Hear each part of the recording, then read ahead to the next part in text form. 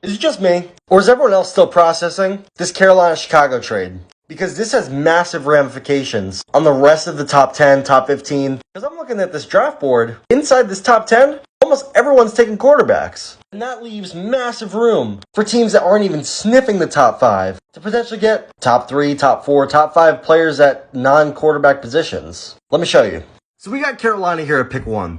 Like I said in my last video, this is not an obvious pick. There's a lot of directions they could go here. They are obviously taking a quarterback. You don't give what they gave up and don't take a quarterback. I don't think it's as clear-cut as, oh, they're just going to take Bryce Young. I think CJ Stroud is the highest floor. Bryce Young is probably the safest pick. But I'm looking at Anthony Richardson. Folks, you got to remember who we're talking about. This is the team that, if I remember correctly, 12 years ago, they took a freak quarterback out of a Southeast school. That man took them to a Super Bowl. I'm booking it. Carolina, Anthony Richardson is your new quarterback.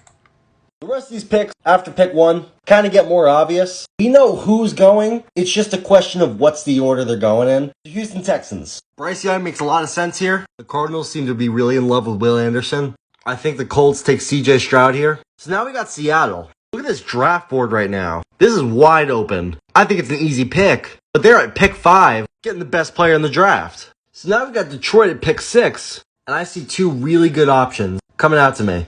Devon Witherspoon and Tyree Wilson. I think that the way they want to build this team, they want to build this team through the trenches. I think they go Tyree Wilson.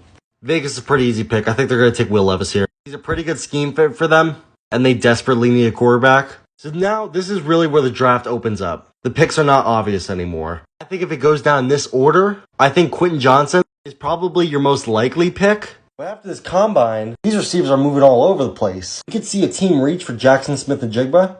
And Quentin Johnson was revealed to not be 6'4", but 6'2.5".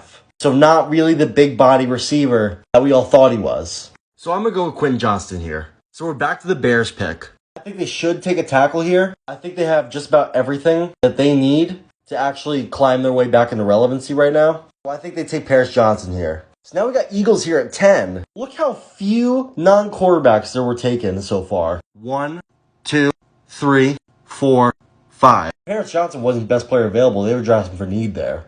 The Eagles are getting the best corner in the draft at the 10th pick, which is wild.